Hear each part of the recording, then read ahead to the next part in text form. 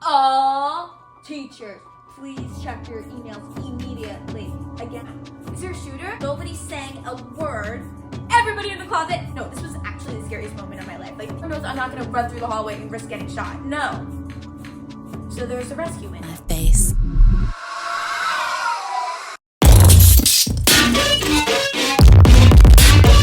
Welcome back to another episode of Podgovy. It's your host, Rebecca.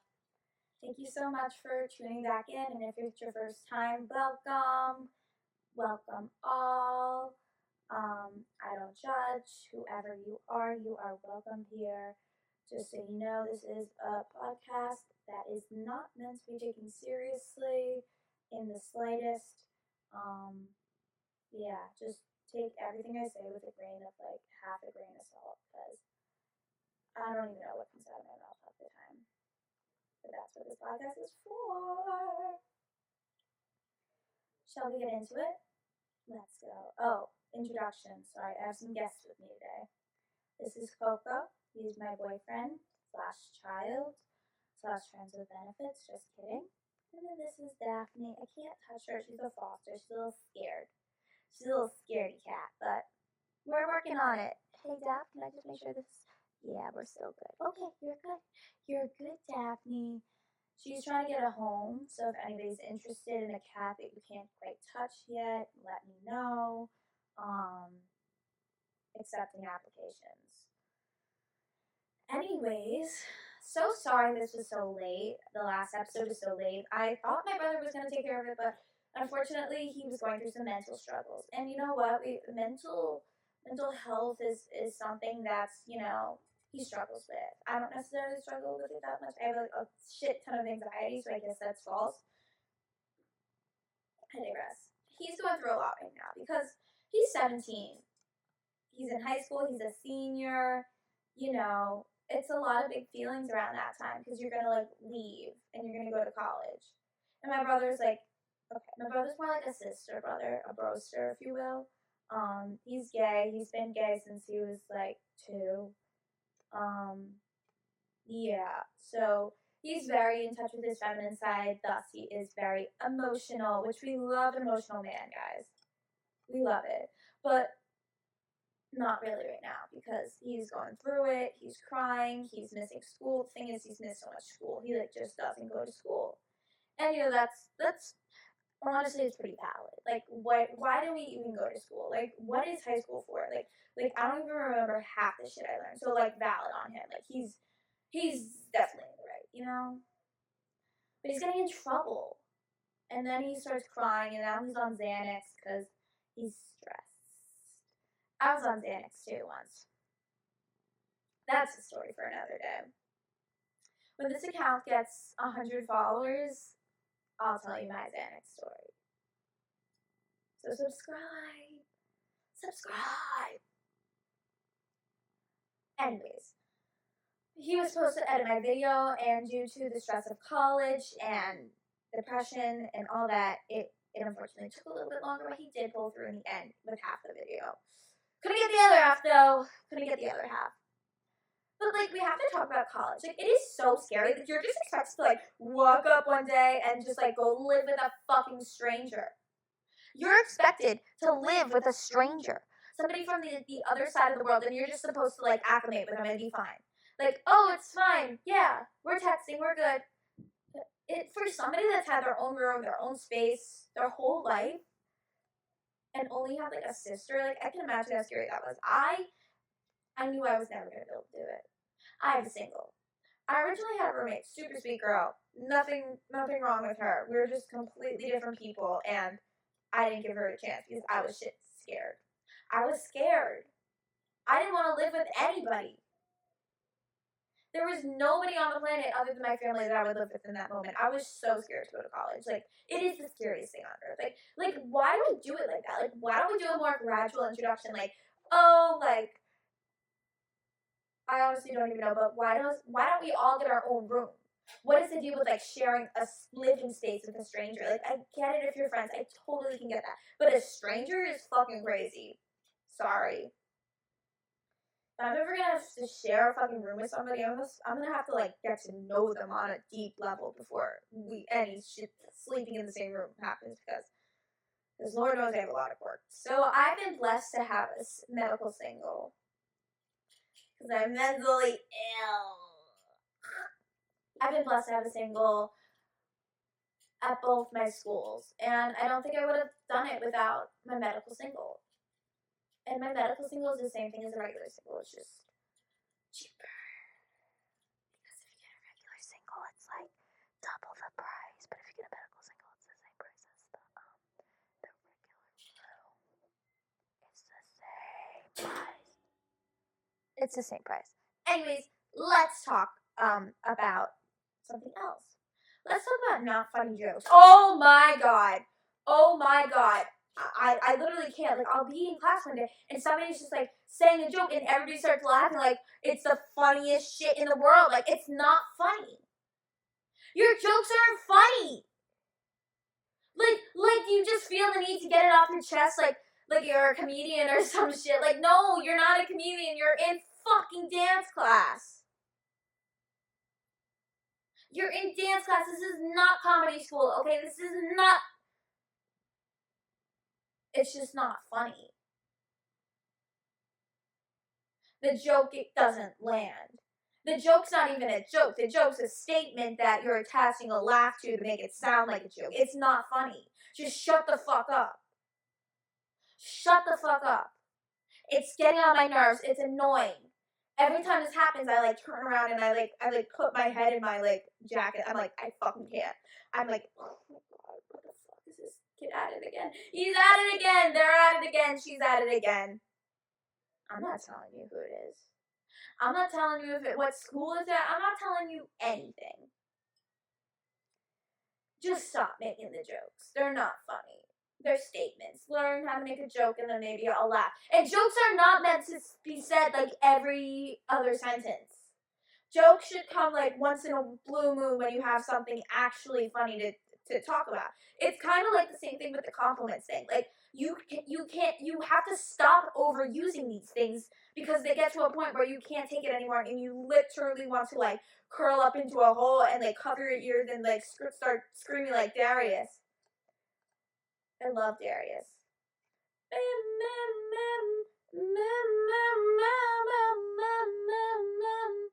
I also like his and of course we cannot forget what's another one of his stems. Adi adi adi adi adi adi adi adi. I literally just want to start stimming because I can't take it with the unfunny jokes. I can't. If you want to go to comedian school, you should definitely go because you need help. You need help. I can't help you with that. And I'm not gonna laugh at your jokes when the whole class is laughing. Nope. Nope, I'm gonna be standing there with a straight face, staring at the mirror. Just like that. Because somebody needs to tell you that you're not funny. Because you just stop. Oh my god, I'm getting so pressed. I'm getting so pressed. What's the deal with body hair, guys? What's the deal? Honestly, like, on Hot Men, if we're talking Tyler Norris, we're talking Tyler Cameron, or we're talking, like, Joey Grossadeg. If we're talking any of those, man, this does not apply to you. I don't care. Whatever you do is fine with me. I don't care. But if you're not one of those 3 men, what are you doing with, like, the bush under your arms? It's literally, like, I'm not trying to criticize you. I'm literally not trying to criticize anybody. But what does that do? Like, the bush. Like, all I can think about is, like, how does the deodorant even get to the sweat glands? Because there's so much hair blocking it. Like, the deodorant can't possibly get there, and then it makes you, like, you smell. Like, that might be why men smell so bad, because, like, the deodorant can't reach. Like, shaving is, like, really easy. Like, all you need to do is grab a razor and just, like, put some shaving cream on there and shave it. Like, If I get like the tiniest inches of like millimeters of hair, I'm gonna get that off because I know it's gonna make me smell. I just feel like hair in like unnecessary places makes you smell. And like I can kind of wrap around like girls that really like masculine guys. I'm not really one of them, but girls that love like a sweaty, dirty man, yeah, the hair might be something that they go for. And like, you know, I'll never wrap my head around it. I will never wrap my head around it, but like, okay, the thing I don't get is the girls with the underarm hair. Girls, what are we doing? We're abandoning our femininity. It's really sad, honestly. Like, we should be proud to be women. Like, I'm so proud to be a woman. Like part of being a woman, I feel like, is being like dainty and beautiful. Like, why do we have bushes under our arms? Like, could we just take care of that? Like, I'm not trying to offend anybody here, but like, could we just like shave it? Especially people that like that don't even want to hide, like that want us to see their arm hair for like the world, like the people that like want to show us their underarm hair. Like I really don't want to see it. If you want to wear shirts and you want to like keep growing your bush out, that's totally up to you. Like go for it if that's your journey. I just don't want to be privy to it. It kind of grosses me out. It grosses me out on everybody. I think every single person in this world, no matter your gender, should shave their underarms. I just think that's personal hygiene, you know, to make sure we don't smell. But girls, I don't understand the appeal because like men don't like. Is it a personal thing? Like you just like having hair? It's like a thing for you guys? Like I just think it's disgusting. And if you do it, please cover up. Please cover up. Please cover up. I don't want to see it. It grosses me out. It's a thing for me, guys. I can't look at it. Like, let's make sure we don't smell. It's just like it's good hygiene, and it's always ugly people. It's always the ugly people that do this. Always. And I'm like, we have so many tools at our disposal to make ourselves pretty. We can shave. We can wear makeup. We can wear pretty clothes. We can do our hair. We have like endless options to make ourselves look gorgeous. And plus we have like Botox and filler now. Like, oh my god. Like we can literally make our faces look like however we want. And some of you guys still choose to be ugly. Some of the people on this earth like still wake up every morning and say, you know what? I'm gonna be ugly. I'm gonna be ugly today. Today I'm gonna wake up and I'm gonna say I'm in an ugly mood. I'm in an ugly mood every day. I'm not gonna wear a drip of makeup. I'm gonna make sure my face is, you know, pale as a ghost. I'm gonna make sure my nose is bigger than ever, and I'm gonna make sure I just look as ugly as possible. And I just don't think that's a great outlook to go in life. Like even if you're asexual or something, like shouldn't we strive to be the prettiest and best people we can be? I feel like that's a pretty like reasonable thing. We should try to be the best that we can be every single day. I try to look my best every day, and this includes smelling good. Like I try to be my best. And you know, as last time we talked about somebody was bringing me down, another person is trying to bring me down with a scent-free space. A scent-free space, I tell you. What the fuck is a scent-free space? What the fuck is a scent-free space, okay? Like, what do you mean the space is scent-free? What do you mean I can't use certain body scrubs? What do you mean? Are you trying to make me ugly, bitch? Are you trying to make me ugly and undesirable for anybody? By prohibiting me from wearing scents to the space. That makes no sense at all. I'm not going to wake up in the morning and say, oh, gotta hold off on my amber oil. Oh, gotta hold off on another 13. Gotta hold off on it because it's a scent-free space. And even though I only have 45 minutes in that one space, it's scent-free. So I can't wear a scent for the rest of the day. Because, like, you put your scents on in the morning and they last. They last all day. So, do you never want me to, like, what if, like, it stays on? Like, do you never want me to wear perfume? Is that it? Is it a personal vendetta against me? Because your nose can't tolerate it? Here, I'm not one for masks usually. I don't really love face masks, but honestly, I'm going to recommend a face mask for you in this situation because I'm going to wear perfume. You can tell me to wash it off. You can tell me to skip class that day, but I'm going to wear the perfume. Because this is a free country. This is America, bitch. This is America, and I have been blessed with the Le Labo collection of all the perfumes, and I'm going to use them. I like choosing different ones every day and spritzing them on. I love my amber oil, and I love my hair products that do smell like flowers. I'm sorry. I'm going to smell good. How dare you say I can't wear it? How dare you? How dare you? People are like so controlling. Like, what the fuck? Like, I just like want to like burst out. I just want to like jump out a window. Is today the day, Coco? Coco, should I see her the story today? Should I tell them? Should I tell them, Coco? I think it's time. I think it's time I tell the story because you only live once. And this story really shaped me as a human.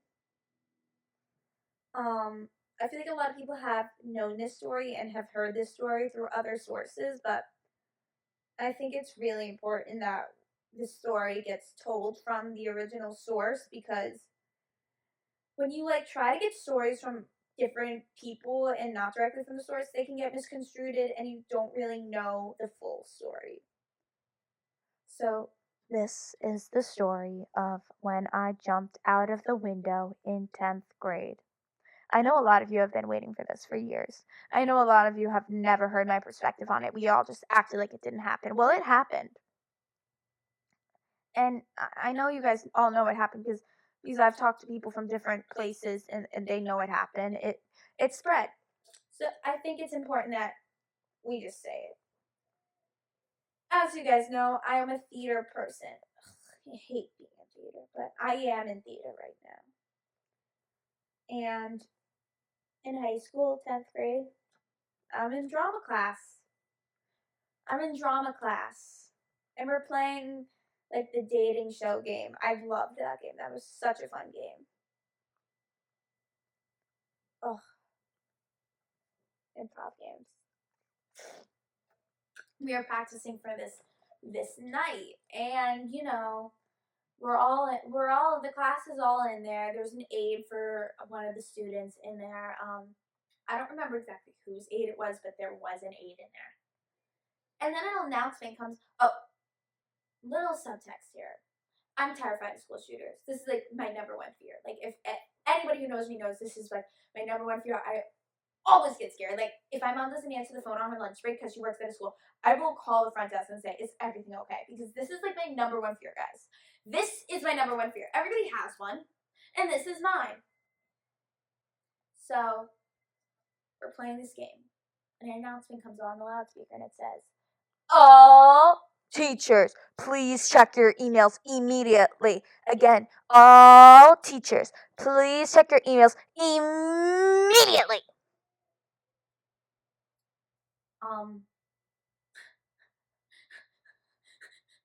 My heart starts racing. I'm like, what? What's going on? Is there a shooter? Because of course that's where my mind goes. Of course that's where it goes. It clicks. So I keep saying, is there a shooter? Is there a shooter? Is there a shooter? Is there a shooter? And I'm not getting a yes or no answer. My drama teacher is staring at the computer stone-faced like this. She's like in her 70s or 60s. She's old. I feel so bad. But she's like, and I'm like, oh my God, there's a shooter. Nobody's saying a word. And then she goes, everybody in the closet, everybody in the closet, everybody in the closet. And I'm like, fuck no, I'm not getting in no closet. I want to live. There's so much to live for, guys. Like, I'm not going to die in a school shooting. Like, I have cats. what am I gonna do? I'm like, Coco, I can't leave my Coco. No, this was actually the scariest moment of my life. Like, the adrenaline was rushing through. Like, I was like, okay. My dad told me, if there's ever a shooter, like, you're gonna get out. You're not just gonna sit and die. And Lord knows I'm not gonna run through the hallway and risk getting shot. No. So there's a rescue window. I'm probably about like 25 feet in the air.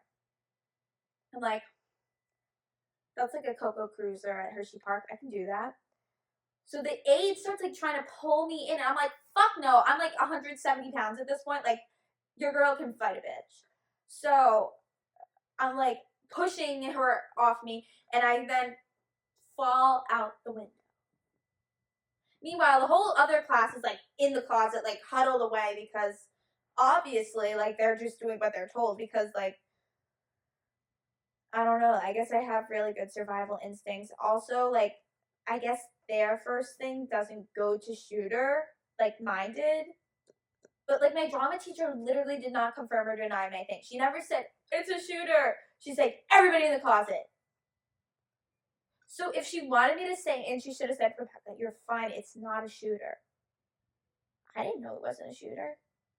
Turns out, well, let me finish. I fall out the window. I fall. I jump / fall. It was a fall, if you will. And then there's like this guardrail, and I flip over it like 2 times, like whoop whoop, like a front hip circle if you do gymnastics, like that sort of thing. Flip over it twice, land on my knees. My knees are fucking disgustingly bloody and scraped and bruised, and like literally, I just jumped out of my school window. Like a crazy fucking person. I jumped, but no, I was doing it to live because I thought there was a shooter. So then I'm like, okay, I'm okay. And then I start running, and there's this guy. He's like, where are you trying to go? And I'm like, I think this is a shooter. So I'm like standing there. I'm like, I'm just gonna run. So I ran through backyards. I hopped fences. I went to my dad's shop because he worked in my town. It was only like a 5-minute walk. Thank goodness he was there. If he wasn't there, I don't know what the fuck I'd do. He was there, and I see Daddy. I think there's a shooter at my school. He's like, oh my God, are you okay? You must have been shot. I go into like this, he shares the space with like a performing arts company. So I go in there and I'm like hiding because like, I don't know. But then my brother's still at the school. So we're like, oh my God, we have to get him. And it's like a mess. Like, I'm so bloody right now, guys. I just jumped out of a 25-foot window. Like, I am a mess. Mentally and physically. Like, we are not there. I have no shoes. I have no phone. All my stuff is in there because when I jumped, I took my shoes off because your girl's in a crazy mental state. No, I wasn't. I was in a good mental state. I was ready to go. I was ready to leave because I was wearing flip-flops. I couldn't run in flip-flops. I was trying to get there as fast as possible so I could live because I had a trip to Halloween Horror Nights that year, I think. I was going up to Universal. I wasn't going to miss that. No. Moral of the story is we find out that it was a lockout, not a lockdown. There was an incident happening at a neighboring school, not a shooting. Something else was happening at this like international school about 5 miles from my school, not in the district. But classes were still continuing. And what I heard was after I jumped, my drama teacher had the classroom locked in the room, and then somebody tried to like open the door, and they like opened the door, and it's just another student, and they're like, what are you doing? And they're like, oh, we thought it was an actual shooter. Like, my teacher did not read the email. My teacher did not read the email, and like, I know, I don't fault her for this at all because it's probably a really scary moment, but I wish she would have read the email more thoroughly so we knew what was happening. Because it was pretty pathetic. Like, rumors started circulating that I jumped out of the window during a fire drill. Like, it was not a fire drill. I thought it was a shooting. It was not a fire drill. When, like, we tried to, like, call my brother, he's like, what? Everything's fine. And, like, my dad was like, Luke, you have to jump, you have to jump, you have to jump. And he's like, what? So, basically, it's a story of miscommunication, but I think it's, like, kind of cool on my part. Like, it's a part of me, like, I have a big scar on my leg, and I'll always have that. Like, don't fuck with me, bitch. I will jump out the window. Hey. No, it's just like, I value my life so much that I was willing to risk it all to live. Because I know that if a shooter did come into that room, if there was a shooter and if they came into that room, a lot of it is out of my control. All you can do is either like play dead, try to hide behind something, but ultimately at the end of the day, the shooter has the weapon. The shooter has the gun and ultimately has the power to end it all for you. So rather than letting the shooter take full control of the situation, in my mind, again, I know there was no shooter, but this was what was happening in my mind. I thought, you know what? I'm gonna take control. I'm gonna do what I have to do. I knew I would survive. I honestly didn't think the fall was gonna hurt that bad because it did hurt a lot, and I was very bloody afterwards. But at the end of the day, it did cause a lot of problems at school. Like my parents had to go in and like prove I wasn't crazy. Like I wasn't crazy. It wasn't crazy. I just thought it was a shooter because they didn't tell me it wasn't. So if somebody like if you say, "Oh my God, is it ice cream? Is it like say like somebody said, "Oh my God, the desserts here are so good," and they say, "Oh my God, is there ice cream? Is there ice cream? Is there ice cream? Is there ice cream?" and they're not answering you, you're either gonna think, "Oh my God, they have ice cream," right? It kind of goes along those lines, but that's the story. That's the story. That's how my mind was working that day. And like ever since then, like my fear has only grown, but I know that in a situation I will be able to take care of myself. Nobody's gonna kill me.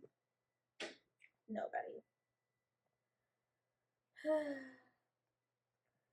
The new Snow White movie, oh my God. Oh my God.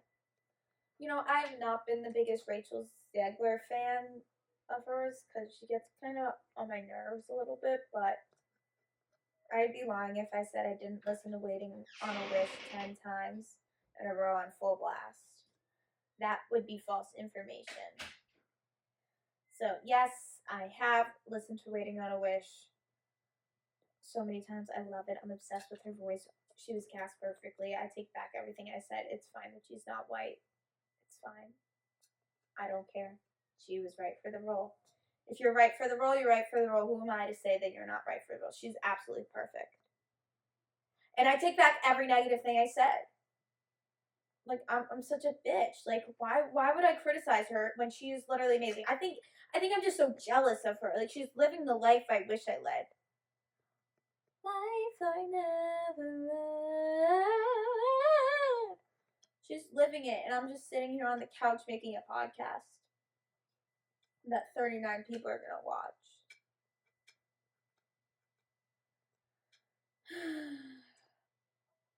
Called Podgovy. Anyways, we're gonna do a segment called Weight Loss Update on this because the name Podgovy, I gotta do something with that. So weight loss update, your girl is at 114. 114 today. I had a brownie sundae last night, so that's probably why for the jumpies I was 113, but that was because I was on my period and I wasn't eating. But I'm 114. I'd love to get down to, the birth weight, 6 pounds, 7 ounces. I think that everybody should strive to be at their birth weight at the end of this all. Like there is no weight that is good for you other than your birth weight.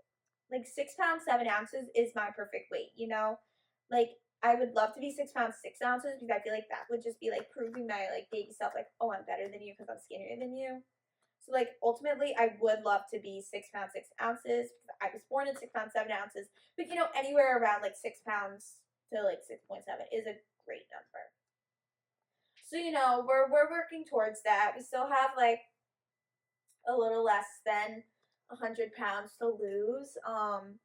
Hopefully, it'll happen in the next 2 years because I lost 60 pounds in a year. So, no. Yes, I lost 60-ish pounds, give or take, in a year. So like if we do the math, like another 60 this year, and then we'll start gradually going down so we can be at 6 pounds, 7 ounces because I feel like everybody should strive to be at their birth weight. Again, that is when we were at our peak. We were peak at our birth weight and then it all just went downhill. It all went downhill. So why not why not try to replicate something from our past? Let's just all make a pact to get, all of us, we're all gonna get down to our birth weights. I believe in us. I believe in us. But if I can't get down to my birth weight, I would love to be 105 or 100 pounds. Maybe even 98. 98 pounds would be crazy. Like, I would die to be 98 pounds. That'd be so fun. You're like, oop, I'm not 100 pounds yet. It's appropriate for me, guys, because again, I am as tall as this straw. I am 5 foot tall. It's okay for me. Oh.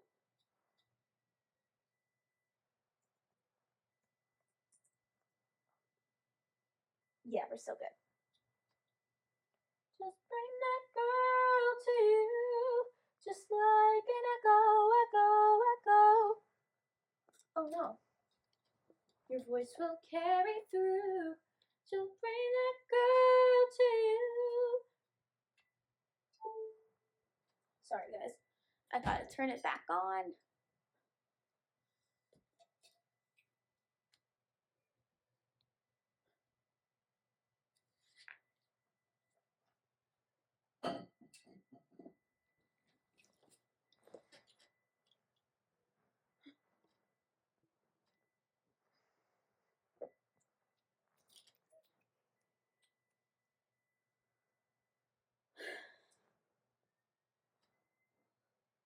But there truly is nothing like losing weight. It honestly is the best feeling in the world to go from like a complete and utter fat ass. Complete and utter fat ass. So just like a little bit of a fat ass. I still do have a fat ass, which is nice. Like, I'm going to Florida and you know, a lot of my shorts I wore in the summer are so baggy on me and it's like embarrassing almost. So like going through shorts from like 7th to 5th grade and stuff like that, because again, I never grew really. Thanks, Soprelin.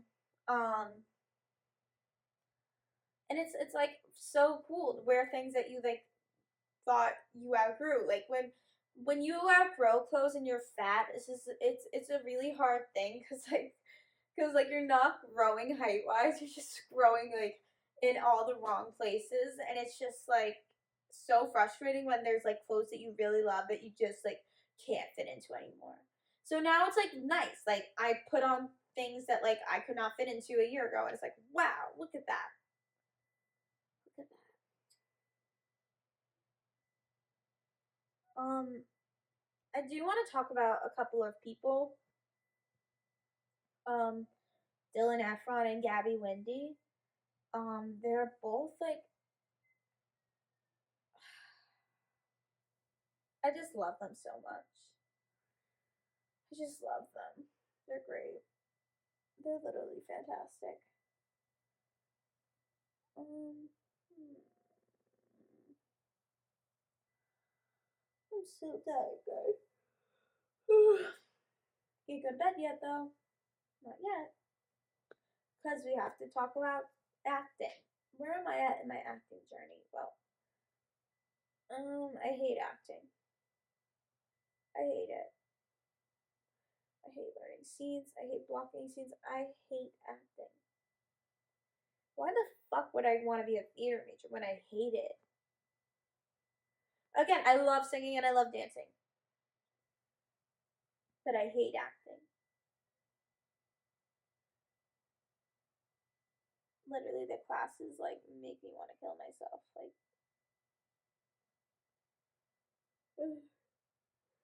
okay, I think we have to call it. I think we have to call it. I'm sorry.